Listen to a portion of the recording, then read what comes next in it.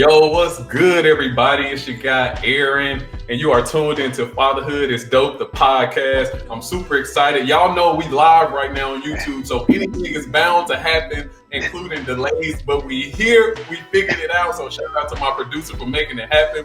But without delay, man, I want to get right into it, man. I got my guy, RL, on the podcast, man. I'm so geeked to have him. I appreciate you. Oh, for sure. No, I appreciate you, man. So everybody knows that this is Mr. RL, you know, Up Next. Sometimes, man, I see it. Sometimes people say formerly Up Next, but I know y'all still brothers, y'all still doing it. We're gonna get into that. But RL, Up Next, he who is an artist, a songwriter, an entertainer, a husband, a father, and according to his Instagram page, and those who I know who know him personally, and all around stand-up dude, man. So I just want to welcome you. For sure. Hey, you know, I just want to go ahead and break the ice because you've been in the game for a while. You got longevity. Everybody knows that. But I'm going to go ahead and just ask this question for the ladies because they want to know. They want to know how you. I want to put it like they put it. Like how you staying fine? How you still looking like you look when you got in the game, bro? Man, I try to live as stress-free as possible, and I think it's really about diligence and trying to stay on schedule, even with the pandemic and everything that's going on. I grew up on an itinerary, 23 years in the game, so having an itinerary and having a schedule, it's easy to go, well, hey, everybody got to be home. I could just chill, but I still get up at 4:30 in the morning. I try to keep really good habits, and I try to take any negativity possible and remove it. Because stress will age you, man, and having negative people around you, negative situations, any of that energy can really age you. So, good genes, I got to thank my mom and my daddy, but, I try to just keep myself together, man. And it's funny because I'll run into people and they almost expect me to be doing bad. They be like, oh, you look like you're doing all right. I'm like, well, thanks. It's like, you thought I was a crackhead or something, like they expect me to be, not, I guess, the word is falling off, but I just really take pride in the fact that I feel like I have a responsibility of a whole era that I have to represent. So when you see me, I'm representing not only Next, but it's Jagged, 112, Dru Hill, all these other amazing groups that we got to represent for each other. So when you see one of us at the grocery store or the barbershop on the street, we got to be, keeping it, 100. Hey, that's so real. It's on everything I love. You just named all the groups that I'm gonna ask you about here in a second. But it's cool that you say that. So it's a trifold thing happening right here. You said you got to thank your parents for the genetics, and then just keeping this whole cycle, this routine, which is really hard to do, honestly. Between the quarantine, the pandemic, the COVID, the uncertainty. You are an artist. You're on the road. And a lot of that has come to a screeching halt, man. And so just to hear you talk about this whole, really what I hear is discipline. Yeah, but it's funny because a lot of lessons that I was taught years ago, and you think, okay, well, I never have to really execute or exercise this knowledge that was given to me. This is the time. The work that I put in all those early years where I didn't go to the club, I didn't hang out with my guys and do the things that I probably wanted to do at the moment. And I stayed diligent and continued to stay in the studio, really paid off 20 something years later to where there's a pandemic and we can't be on the road.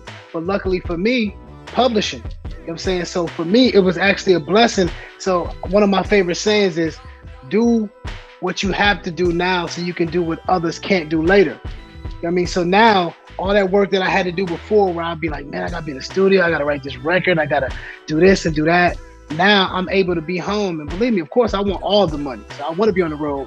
But truthfully, this is the perfect time to get centered, be more around my family, spend more time with my daughter, and really see how dedicated I really can be with staying diligent and focused, even though all this stuff is going on around me in the world. Hey, we right back, man. Yo, I appreciate y'all bearing with us, man. I'm over here thinking that RL froze up, and I'm getting text message and calls like, yo, you froze. But you know what's crazy though? This is just like fatherhood.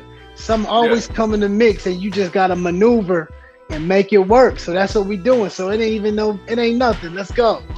Yeah, that's it's how we all do love. it. It's all love. Now I know you was talking about where we left off, this whole discipline thing, man. I don't know if you still got that thought, but we can Oh move yeah, for on from sure. it. Yeah, go for it. No, it was just saying that, during the pandemic, a lot of artists, especially, not being able to tour is making it real tight. But Yeah. it's a blessing that, I learned a long time ago and was taught you do what you have to do now so you can do whatever you want to do later. So all the work I put in all those years ago allowed me to be able to be pretty comfortable with publishing and things like that. Well, of course, I want all the paper. I want every bag possible. But I'm able to chill out, spend more time with my family, get more in tune with my daughter and her daily things because being on the road, a lot of times I'm removed from that. Now it's every day, daddy, play with me. We playing with dolls and dress up, and I'm like, nah, baby, daddy can't put on no dress now. I'll hold the doll for you. But this is actually a great time to better yourself and get more in tune with yourself and refine yourself. So everything happens for a reason. Man, that's love. I've been trying to do that myself. I'm hoping that the majority of us have tried to find that sweet spot where you can still be productive, but also take advantage of, these still moments that we have with our families that a lot of us probably, you don't get this time again. Or if you do, it just comes with another cost. Right. Yo, so I got a question for you, man. First of all, I have to let you know that you are still featured on my favorite soundtrack of all time. Oh, and wow. I don't think that there's a soundtrack that can top it, honestly, because they don't do our films like this anymore. Right. I wish they did. You already know. For those of y'all who hadn't figured it out, if my mom watching this, she already know what I'm talking about, and that's the Best Man soundtrack. Man. Yo, I mean, everybody on that soundtrack, legendary, including you, man. Oh man, appreciate it. I've talked to the director, and I was hoping that when he did the Best Man Holiday that we would revisit something in some way or another, but it never happened. We've never even performed the song live together. I think me, Genuine, and Case, we all had a show together, and we just bum rushed G's set and just started singing the song a little bit, but Tyrese wasn't there. So, I'm hoping that one day NAACP awards something, especially at a time like this, we really need to be, preaching brotherhood. I think it would be a perfect time to perform that somewhere. Yeah. Man, speaking of just performing these songs somewhere, and I hope NAACP Image Award producers check this out, right? But I got to get this out of the way too, because then we got to transition into like the current time, man. But I can't have an interview with RL without just appealing to all of us R&B lovers, man, who love this amazing track, the duet that you did with Deborah Cox, We Can't Be Friends. Thanks, man. Of course, which is celebrating 21 years this upcoming September. So a couple of questions around that real quick. One, do people still ask you to perform that song? All the time. And the funny thing is, her and I have only performed that record one time ever together. I was heated because I seen that she was performing it with like Kenny Lattimore, which I love. He's dope, but I'm like, that's awesome. You know what I'm saying? So we did it one time early on for the Lady of Soul Awards, which they don't even have anymore. And it was a great performance. And I always wonder why we didn't do it again. We ran into each other last year at Hartsfield Airport, and we took like a little selfie or whatever, and I posted it, and it went viral. It was like people were saying, I thought y'all couldn't be friends. And I didn't even realize, I guess I'm from a different time where we just took a pic. I just posted. It was simple. Next thing you know, it's just everywhere. And I was like, oh, okay. So it made me realize how important our music that we made together was, and how much of an impact it made. So, that's always a blessing. Yeah. So you got the duet with Deborah Cox, then you're on the track with Tyrese, Case, and Genuine. So have you ever thought about doing like a duet album with a female artist? Like we saw Babyface do that with Toni Braxton a couple of years ago. Like, have you ever considered that? And if you have, like, who would she be? Who's out there? Well, we also had the record If You Leave with Destiny Child as well, which was cool. Yeah, I can't I can't say that I thought about it but for me, it would probably be something totally abstract. It'd be like Shania Twain or something like that because I just love all types of music, gospel, country, you name it. If it was R&B, it would probably be Brandy because I'm a big Really? fan. Yeah, but I'm waiting on Coco from SWV to send me these files back for this duet we're doing for my project. So there's so many great female vocalists. It'd be hard to go, okay, just this one. You know what I'm Yeah, saying? yeah, yeah. I feel it. Yo, I got chills up my spine when you said both of those names because Coco is off the charts and Brandy is the entire chart. So you Right. really can't go wrong with either one of them. You really can't go wrong, man. I want to pivot here a little bit. We have like a huge elephant in the room. We touched on it a little bit earlier with the whole, COVID-19 pandemic. But then there is the riot, there's the protesting. You're in Atlanta right now, right? Yeah, but I'm born and raised north side of Minneapolis where everything got ignited. So I Yeah, went back. I actually went back and had a meeting with the police chief. So man, it's crazy. yeah, yeah. So being from Minneapolis, that's where, for just a point of reference for those of you who are watching, I mean, that's the place where George Floyd was murdered. Is one of the places that served as the catalyst, or they say that broke the camel's back, and while we see all of this outrage across the country right now. Hmm. And so I did want to know. So you said you went back, you met with the police chief. Between being from Minneapolis and having ties and or residing in the Georgia Atlanta area, really interested to know, like, how do you find yourself engaging in this time beyond the other obvious circumstances that just comes along with being a black man? Well, it's funny because I was really cautious when it first happened with Mr. Floyd because it also happened with Philandro. You know what I'm saying, back home, and there was another police involved murder maybe a year after that, and I went and we demonstrated a little bit outside of the police station. But I've never been one to try to. How can I say? It's funny. We're in a culture now where if I didn't post it, it didn't happen. So, and I don't believe in that. You know what I'm saying? Like, it's one thing to post a meme or a picture or which is straight. It's beautiful, but I really want to do something much more impactful if I can, without being in the forefront. Because a lot of times I think that people try to show their face so they can get props or to market and promote themselves. And for me, it's always about the victim. It's always about the family. So it's been really hard. I went back home and, a lot of the cities burnt down, but Yeah, I also found out that there were a lot of white supremacists that were doing a lot of that damage and blaming us. So when I went and met with the police chief, my biggest thing was, how can we fix the relationship between black men and the police? Because it starts with the black man. Because once you can, dehumanize the head of the household and make him feel like less than, then it trickles down anyway. You know what I'm saying? So I look at it like, I asked the police chief, I said, you can't tell me one little boy in the hood that wants to be a police officer that isn't from a law enforcement family. We used to come from a time when you had an officer on your block and you kind of put him on a pedestal. He was a police officer. Oh, can I see your badge? Is that a real gun? Can I play with your siren? And they victimized us so much that there isn't a respect. There's almost like a respectful fear that I have for my father. My father's 60 some years old. Could he probably realistically beat me up? Ariel. Probably. Yeah. Can you hear me? Can you hear me?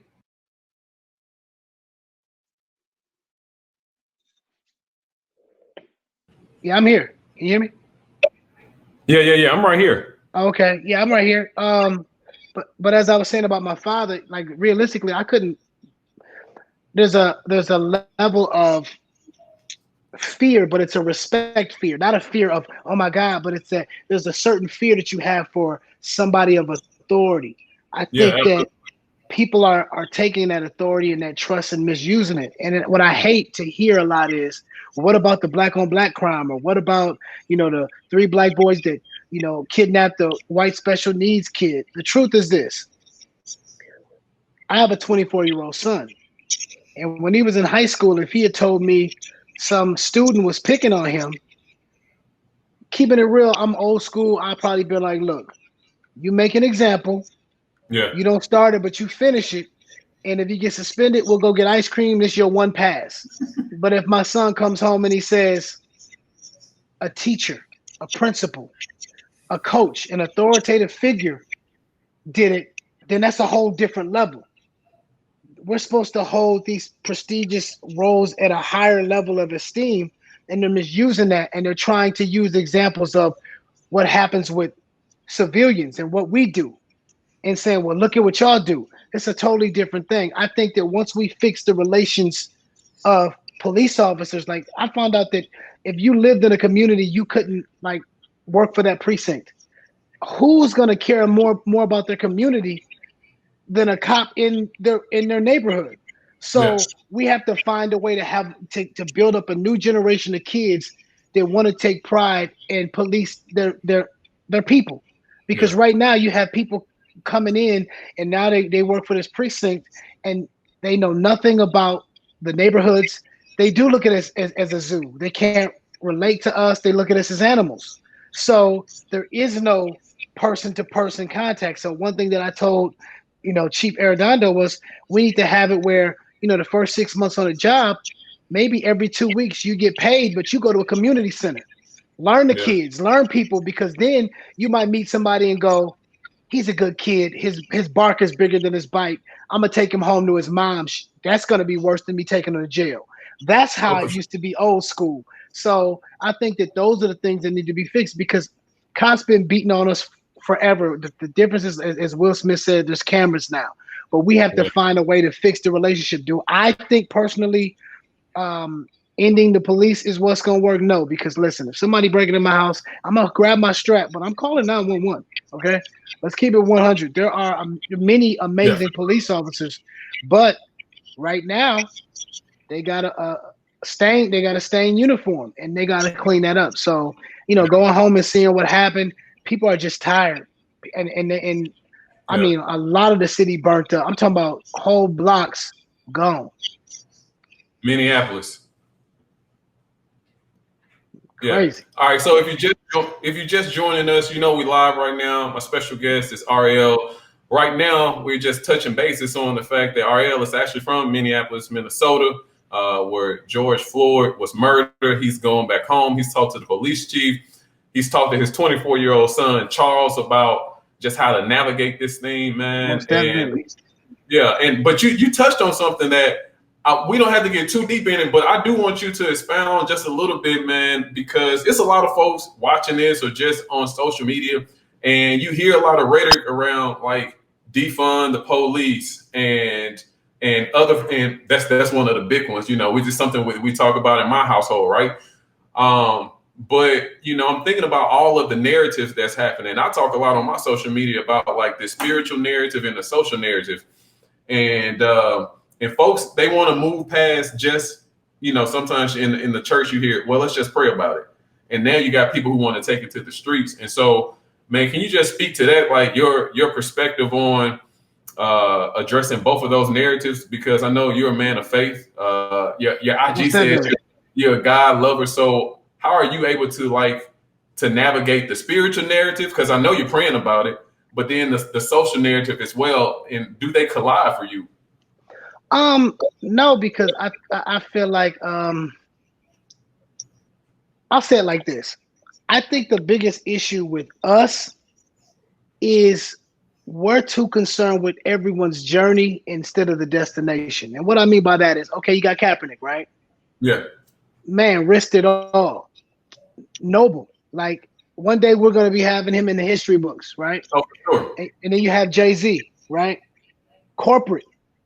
He looks at it somewhat the OG way. Like, I got to get in the building first, learn how to navigate, then we could take over. For me, both ways are right. They're two different journeys. They're both headed in the same direction. But we're so busy picking sides all the time, which is what they want. We lose sight of the destination concerning ourselves with everybody's journey. when everybody's journey is different. If you just want to pray about it, cool. If you want to post all day and put up pictures of, Black Power, different things. If you want to go and you want to take and put up videos of different police brutality situations, great. There's so many different ways to fight. You know what I'm saying? And I think that we're always concerning ourselves with this man's journey and how he plans to get there, that we forget we should be helping each other get there. And I think that's the big thing. So of course, I think there are, a younger generation that are like, we tired of just saying pray about it. But the truth is, a lot of these pastors was OGs that really was about that life. And now they just a little older and they got too much to lose. So, for me, I couldn't go up there when they burning up the city. I got a 3-year-old daughter. I do got too much to lose, but I'll come up there to try to help you rebuild it. Let's figure out a way to get some of these Black developers in, and you invest in your own community, trying to find different ways that we can win. So there's all these different opportunities and options. The truth is, though, once we realize we're all headed in the same direction, we can be pulling each other to get there together. Say less. Say less. So I already know. I told you that my mom is watching this. So I just want to speak to to the ladies. Hey, hey, it's a wrap. It's a wrap, bro. I just won. Yo, but no, I just want to say to the ladies, man, he got brains and beauty too. Thank you, man. So man, that's all love, bro. I really appreciate your perspective. And I just want to tap into something that you said earlier where you talked about like seeing you being, in great physical condition now, that, it represents a whole genre of artists. But I also want to say that the level in which you engage, just even in this conversation, man, really just reflects, because a lot of times we forget that, first of all, you guys have been in the industry for so long, but so many of you all started at such a young age, man. And just this is refreshing to understand that you're still engaged, you're still on the front line. And to your point with having a 3-year-old daughter, we all clearly have a role to play. But like you said, we got to figure out which role that is, whether it's you donating money. You got the keys to the city where you can go and talk to the police chief. Right. You got the 19-year-old who may just need to be out there, like with a sign up, Black Lives Matter. You know what I mean? And this will be an experience they'll be able to tell their kids about one day. You know what I'm saying? Because at that age, right, it's like, okay, I get arrested or something happens. That's cool. I ain't got a kid at home. I got to get back to and make sure they got formula or food. Different people have different responsibilities. They're on different journeys. And once we can respect that and go, okay, that's cool. That's what you can do. Do that. That's what you got that? Cool. All right. We can all build together. Everybody is trying to be the chief and be the head of things when that ain't how the game works. You know what I'm saying? You have different positions to play. Yeah, for sure. Man, let's switch it up a little bit, man. I want to talk about some new and recent music. I don't know if I was talking to you, my producer, or your people. I was just saying that "You Are" is actually one of my favorite tracks, man. It's on this little chill. It's one of these chill vibe playlists that I have, man. And, the one thing that I really appreciate about you the most, man, is really like your vocals. You as a vocalist. You know what I'm saying? Like, and you also represent. You didn't say it, but I'm gonna say it for you, because you also represent a genre that could actually sing. And that ain't taking away nothing from nobody else, but y'all move, y'all dance too. But at the end of the day, you can stand there as they say, flat foot, sing, man. And you don't get on the track. It works both ways. You don't get on the track with Deborah Cox, and Deborah Cox don't get on the track with you unless y'all both can hold it down. So as it relates to, yeah, for sure. You don't know this, but I gas up all my guests, so I'm just giving you your premium. That's all I pump is premium, man.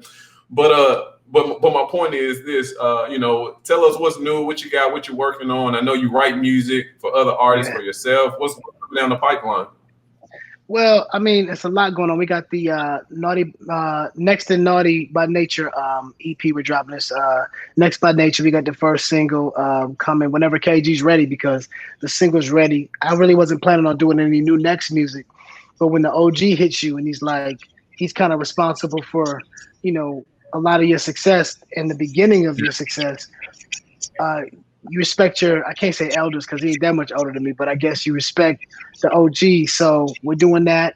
I'm working on my nephew Tylen. He got his single out. It's like number 30 on the charts with Ronnie DeVoe from New Edition. Me and my partner Brian B. Flat Cook wrote and produced that. We got B Flat's new EP dropping. I actually have a Afro Beats album I'm putting out of Africa. We just decided yesterday to drop a free EP 3-song joint, and it's called The Letter J because I sampled Jodeci, John B, and Janet Jackson. So we're putting out 3 records from that. And then I'm working on my album. It's called The Procession. And we got the single You Are. So it's so much going on, man. When I tell you I'm recording and writing every day, it's super fun. I've been working on gospel records for some gospel artists. It's just like, it's crazy, man. It's really cool. Man, turn up then. I mean, we say in Nashville, turn up then. But yeah, turn up then, yo. That's love. So I definitely want to hear the J Project. You got Janet, John B, and Jodeci. Did you say? Yeah. And it's pretty much done. So I promise you, I'll get it to you way before it come out. We just mixing the last 2 records, and I was able to produce one of the songs. My partner started telling me, man, you need to produce. Why don't you produce more? Because I've always just been in the writing arrangement part, but lately I've been really producing myself, and it's really opened a whole new world up for me. So it's been super fun, man. That's love, man. Yo, you know, I know you know about the millennial tours. You know, the groups of the 2000s, the B2K and IMX and Bow Wow and all them. You know, they came together. They gave the ladies, the millennials, we actually were on the tour before that, which was the 90s Block Party from the same promoter. It was us, Jagged, 112. Some shows had Drew Hill, but it had like Keith Sweat on some, and it had Guy. We actually came to Nashville. It was super dope. That was one of my favorite shows, matter of fact, because it was at a spot that seemed like from the 1960s. The whole spot was like a dome. It was just shaking. I'm talking about for real. I remember it. I loved it. Hey, pause. hey, let me tell you, because your account of where you guys performed is spot on. You said it was like a dome that's from the 1960s. You nailed it. That's called the Municipal. It's the Municipal Auditorium. Everybody knows it goes down. Let me tell you, some greats have been in there. I ain't even got to go back too far to tell you, because Auntie Mary J performed in the Municipal, man. And you know, we show up, we show up, and we show out at the Municipal, man. So yeah, but you know, in all honesty, man, I honestly feel like y'all can run that whole play back. You know, talking about Drew Hill, talking about Jodeci, talking about Jagged Edge and 112 and Next too. I know plenty of people that would love to see y'all run that whole play back, because as you know, during this whole quarantine, we've seen D Nice do his thing, and he's really created a movement playing good classical, stand the test of time music. And so you're talking about working on new music, and I'm here to tell you that the music that you put out, we still love. Oh no, believe me, I stand behind it. I look forward to getting back on the road when we can, because it's a party. And it's funny because my cousin is Philip Bailey from Earth, Wind and Fire. So I always wanted to be able to just go somewhere and sing a few words and put the mic like this and the crowd sing the rest. It becomes a party. It's not a performance anymore. So I'm looking forward to it. And you see, I remembered the place. So that tells you how much of an impact it had on me. It was one of my favorite shows. And we stayed at like a hotel that had like almost like seemed like a theme park, like water stuff in there and all that. It was crazy, but I loved it. It was so much fun. Yeah, that's Gaylord. You got a good memory, man. Yeah, that you guys stayed at Gaylord Opryland. So for the ladies watching, the next time they roll through town, y'all know they run the same play over and over. So if you want to get that behind the scenes signature, just meet them at Gaylord. And listen, they ain't handing out nothing but signatures and autographs. That's it. Listen, it's gonna be my mama. We're gonna have to come down there and get. Always showing out, and then be having my dad pick her up from the concert. Yo, hey, so man, let's talk about. So you're on the Fatherhood is Dope podcast. First of all, if you're watching on YouTube, man, y'all stop what you're doing. Go ahead, make sure that you subscribe to the YouTube channel. Appreciate it. All right, so you're on the Fatherhood is Dope podcast. clearly what qualifies you to be here is the fact that you are a father. And we talked. You mentioned your daughter. It's Rory who's 3. Yeah, Rory. Yep. Yeah, so Rory is 3, and man, you really embraced the title girl dad, like so many of us. But I just wanted to know, an artist of your caliber who's done so much and still really engaged in your work as an artist, songwriter, entertainer, like why did you find it important to like elevate the position of fatherhood on your platform? There's quite a few reasons. One was when my son was born. He was the reason I worked hard. You know, high school, like, okay, dang, I gotta figure it out. Like, I gotta get it. And I give him the credit for getting me here in a lot of ways. My daughter, on the other hand, she's my reason to keep going because I could get relaxed and say, let me just live off the residuals. But I literally watch her, and her passion and love for music and life in general is so pure. It reminded me, because you get jaded for a minute. It reminded me of just that just unfiltered love and just realness. And I wanted to share that. At first, to be honest, I didn't. When my daughter was born, she's fair skinned, and I feel like all babies look like old people when they're born. They look like aliens to me. It's keeping it 100. No. Right? So I took a picture with her, holding her, one of the proudest moments of my life. And all of a sudden, some gentleman put on a page a picture of me and her, and he did a voiceover basically saying that my old lady cheated on me. It was a trick, baby. I needed to take the baby back to the hospital. I still got the video. It's crazy. It was one of the most hurtful things ever. And it actually did the opposite of what I thought it was. It was like, oh, that's what we're doing? Well, you're going to really be seeing this trick baby then, because I'm going to be posting her beautiful self everywhere. And next thing you know, she was so unique with the, with the red hair, they started paying her to post pictures. So, we started the college and things like that. And, my wife has been really good with that, but she's a character. And I just watching her grow and being here. Cause of course, when you're in your late teens, when my son was born, you're still learning life. Now I've lived a lot, and it's super humbling and especially when you're set in your ways and you're used to things a certain way, and all of a sudden you're 40 years old and here comes this little person and she's like, nah, bro, this is what's going on. You want to watch what? Nah, cartoons, Puppy Dog Pals, Paw Patrol. It's like, oh, she runs the house, but it's a celebration every day. It makes me really value life more. And to be honest, we talked about me working out and taking care of myself. I get up at 4:30, probably 5 days a week, right? And there are days that I literally go, you know what, nah. But one number pops in my head, 58. That's how old I'll be. That's how old I'll be when she graduates high school. And I still got to be going up to Rory's school, and the girls going, that's your dad? I'm sorry, I got to be the fly dad, even if I'm the older dad.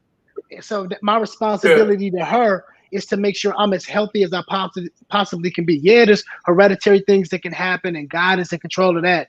But I'm going to do my part so that when it comes to walking her down the aisle or playing with her kids one day, that I don't want it to be, oh, you should have knew your granddad. He was really a good man. Nah, they're going to know me. You know what I'm saying? So I'm trying to live to be 100, maybe about 100. So you have that good life and be around my baby girl as much as I can. So it's just it really pushes me. You know what I mean? It really pushes me.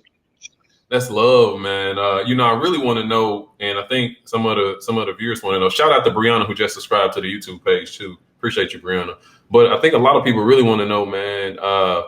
How at the end of the day, you represent a sex symbol as well. Whether you call it that, but you already know how the ladies show up at your show, at the next show, the block party show. Like, they showing up to see you guys. Yes, they love you vocally, but you also represent something else, man. And I'm curious to know, man, how does your wife deal with that?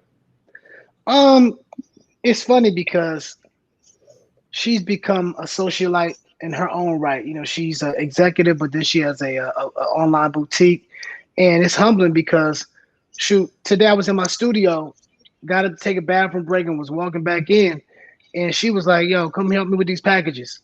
So studio stopped, and I became her assistant. Yeah. and you become, you know, without my daughter, that wouldn't have happened. I wouldn't have humbled myself like that because it is a switch you have to turn off. You on the road and these women in the audience and you're doing this and that. And you come home and it's hey, and not saying that she's not my biggest fan, but it took me maturing. And to be honest, I don't really think that I became the man that I am and I'm still becoming until my daughter was born. You know what I'm saying? Because a lot of times I want to react a certain way and I have to ask myself, you know, one day a man is going to be with my daughter. What if he reacted this way? And she's watching. So how can I, you know, be above this or deal with this differently? Because she's always watching. And, you know, kids are sponges, as you know. So I think she's secure with it because she knows that even back when we first started, I was the old man, even though I'm the youngest of the group. I'm in the bed by 10:30 because I'm getting up so early. I've always been like that. So she knows partying and doing all that kind of stuff ain't even my thing. And when it comes to drinking, I have a drink at the crib because all liquor do make me tired. So I ain't out trying to kick it. Yeah. Hey, but speaking of liquor and you talking about your daughter, man, that'll sober you up real quick when you realize that she can be with a man that represents, you know, in some ways the worst part of you. And it's like, it sobers you up when you're like, yo, I got to show her the best part of me, even when it hurts. And I'm the first one to tell you that that's a huge challenge, man. Yo, real talk. I got a question though. Who do folks, what celebrities do people get you mixed up with? Because I'm gonna tell you who I think you look like. Okay, well, of course Teddy comes up, even though he's, you know, a little shorter than me. And I love you, Teddy, but your head a little bigger than mine. We look like we could be related. But then some people say stuff like, oh, I thought that was the same person. I'm like, come on, man. Oh, okay. Then they give me Junior, I think, from My Wife and Kids. And then white folks be like, you ever heard you look like Kanye? I'd be like, okay. Okay. No, bro. They wrong. They wrong. No, sir. No, let's dead that one. No. Just say no. Hey, real talk. That's like, hey, shout out to Lamar who just subscribed to the YouTube page. But real talk, that reminds me of like back in 2008, man. I used to be a server. And if you know what was happening around that 2008 time, we had Obama running for president. And on everything I love, man, every table I went to, I'm showing up. Don't ask me why I got a plate right here, but I'm showing up like, yo, here's your meal. And they's like, yo, the white folks, has anyone ever told you look like Obama? And man, listen, I just put the biggest smile on my face. I ain't gonna lie, because I was after the bag and I said, man, if this gonna help my tip go up, yes, they have. Yes, they have. Hey, I was gonna tell you though, I think you actually look like, I know this is not his real name, but this may be his real name. Anyway, Pooch Hall from The Game. I don't know. Wow, okay. That's his name. I take that though. I take that. Appreciate it. Yeah. Oh, that's his real name. Yeah, that's his real name. My bad. I'm tripping, man. Well, lately they've been saying I look like a comedian on Wild 'N Out. I don't know his name, but I guess on my Avi I have my full beard in. So people lately been coming on saying I thought this was such and such. I'm like, oh, okay. Yeah. Yo, hey, real talk. I saw oh no, this wasn't your Instagram page. I was looking at. I know you and Donnell Jones are pretty cool. I was on his IG page. And I saw he did a shout out to Left Eye. I'm not sure if her birthday just passed, but I thought that was sweet, man. But it reminded me of Left Eye. She has that famous VH1 interview where she's kind of like breaking down the industry and sales and things like that. And I don't think that streams was a thing or a part of her conversation. But when that comes to mind, and you've been in the game for over 2 decades now, for any young artist or up and coming artist or even the consumer, like. I'm just trying to see like what tidbits can you give us around like how the industry is working? How are you maneuvering in the space where streams are the new norm? Like we don't go on Tuesdays and buy albums no more. Right. Because my mom used to drive us to like Bebop Records and buy music on New Tuesday. We was out buying the Best Man soundtrack trying to hear.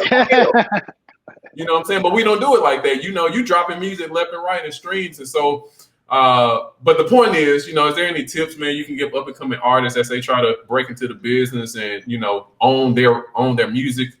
Right. I think the game is super oversaturated now, but there's so much great talent out. But I do think that artists. Well, I always tell people, they ask me what's my number one piece of advice. My number one piece of advice is to shut up. And what I mean by that is, I can get in a room with a server, delivery man, new artist, and I know to shut up. I can sit back and observe and absorb so many different things and still learn from each individual. Just because I'm the veteran and I've been in the game doesn't mean that I have to close myself off and do all the teaching. I can be in a room with a bunch of new cats and learn more from them than they did from me, because I have a humble enough heart and a humble enough spirit to try to listen and learn from them as well. Secondly, I think that I feel sorry for a lot of the artists out now, because if there was social media out besides Black Planet, which we had it, but we only use that for one thing, trying to holler. But if there were camera phones out when I came out, I'd be dead, in jail, or the most hated person in the world. And that's a lot of us artists, because you have to grow up and mature, and you do stupid things. And I think a lot of these artists that are out now post everything, good and bad, not realizing that this stuff is forever. So I think the biggest piece of advice that I would give them is worry about your image. Worry about things that will follow you later. You know what I'm saying? Stand on your beliefs. If it's something you truly believe in, you stand on that, cool. But if you're trying to get something for some likes or some views and it's something disrespectful, then later on you're going to be embarrassed by, or your kids will be embarrassed by, it ain't worth it. Yeah. Yeah, man. I was going to ask you if it's anything funny like that happened back in the day on tour, on the road, prior to social media, that would have made social media. It ain't. I give you one. I keep it 100. We was at the Roseland Theater in New York, and I used to just be wild, because I'm the baby, and I'm a middle child, so I didn't get a lot of attention. I know Jay-Z was there. All these people was there. It was the Roseland Theater. It was this real historical place in New York. So I knew my group members, they're real brothers. They would always get on me, and I knew I would really piss them off. So I told my security, I said, I'm getting naked on stage. And he was laughing. So we got to this part, we used to come down to our boxers or whatever, you know what I'm saying? It was because we didn't have a lot of time to change clothes backstage. So me and one of my group members, we would get halfway undressed on stage, run to the back, throw on our other outfits. Man, I got butt booty naked on stage. And if there was camera phones and all that back then, I would have got arrested too. You know what I'm saying? They would have arrested my dumb self. But I was probably 19, 20, just living. Yeah, just wilding out, doing, when you go, that was my college. That was really my college. You know what I mean? Just really trying to reach for the extreme. What can I do that'll get me right there to not going to jail, right there at the edge.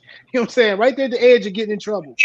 Just testing the limits, which was super irresponsible. Yeah. But thinking, if you take that and put it into a time now, that's going everywhere.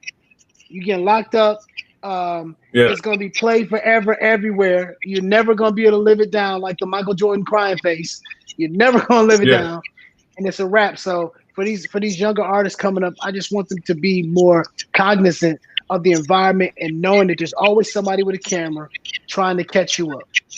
Hey, but not just the artist, because you really are a multi-generational father. You got a daughter that's 3, and you got a son that's in his 20s. Yeah. I mean, what type of advice are you giving him? It's Charles, right? Yep, Charles. Yeah. So what type of advice are you giving him? As it relates to how he's showing up in the world too. Well, the truth is, my son is a little different. He think he got swag, but there's a difference growing up in the inner city, and that's why we work so hard so that he didn't have to. Yeah. But that also means that he doesn't have certain spidey senses that I try to instill in him. But he's getting better as he's getting older, because you grow up with these kids from other cultures, and all of a sudden you wake up one day and you realize that their family is Trump supporters and they don't view you as an equal like you thought. So I think that right now he's probably a little shell shocked to realize some of these people he probably played soccer with, spent the night at their house and hung with, either them or their parents or somebody, doesn't view him as an equal. So it's always just to be careful. For me, it's like learn from my mistakes. Like we've had, like when I say like real conversations to where we talked about, you know, when him being conceived, and that like realistically, I'm gonna keep it one. I told him, I said, look, when your mom got pregnant, they sent her away, and I was like, in hindsight, that was the best thing they did, because being a young kid from the hood, I'd have tried to get to her and been like, yo, let's just, you know, let me get that $600 and, you know, and I love life. I love my kids. But in reality, at that age, in my mindset of being from the inner city and not knowing any better, I'd have panicked and been like, yo, we got to go take care of that. He's one of the best things that ever happened to me. But that's how real of conversations we have. And you know what he said to me? I totally understand that, because if it was me, I would have probably thought the same thing. Because he knows how much he means to me, and he knows that even though I don't post him a lot because he grown and he don't want to be all on my social media no way, that him and his sister's love is equal. I love them differently, of course, but it's equal. He just grown now. You know what I mean? So instead of me giving him a hug and a doll, I might throw him $100, $200. It's a Cash App. He don't want the little Paw Patrol, Peppa Pig. You want that paper pig, so it's a little different. Yeah, that's love, man. And quite frankly, man, I mean, I feel like a lot of parents need to hear that. I mean, I'm 21 years older than my youngest brother. You know what I'm saying? And this is becoming more common now. And parents parent differently. You know, because I used to look back at my parents like, y'all, something not right. This not fair. I'm judging y'all, because I'll say it like this: y'all didn't spare no ride with me, and this boy is 13 now, and y'all ain't never laid a finger on him. Something not adding up. Now he a different breed. I'm gonna give him that. But yeah, man, I think you know, you go from Peppa Pig and Paw Patrol to Peppa Paper. You know what I'm saying? Like cat for real, like real life. I need you to cash on me, man. That's all love. Hey, we're getting ready to land the plane here. You know, you've been so generous with your time and so patient as we work through, I don't know, my Wi-Fi, just technical difficulties, period. But I appreciate it. Before I go, man, you know, I think about artists like who have timeless music that comes around every year. So you got like Mariah Carey with All I Want for Christmas. But then when I think about RL and I think about wedding season, man, and I want to know, like, how surprised are you to know that Wifey is still being played at weddings and parties like all around the world?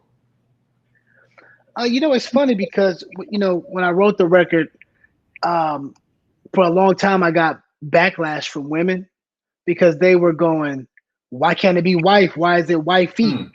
And I'm like, well, I'm from the hood. It's basically like, I would see men go, I would see men that would go, look, my credit is bad. I don't want to, exactly. And I don't want to mess your credit up. My credit is bad. We married. You got a ring on.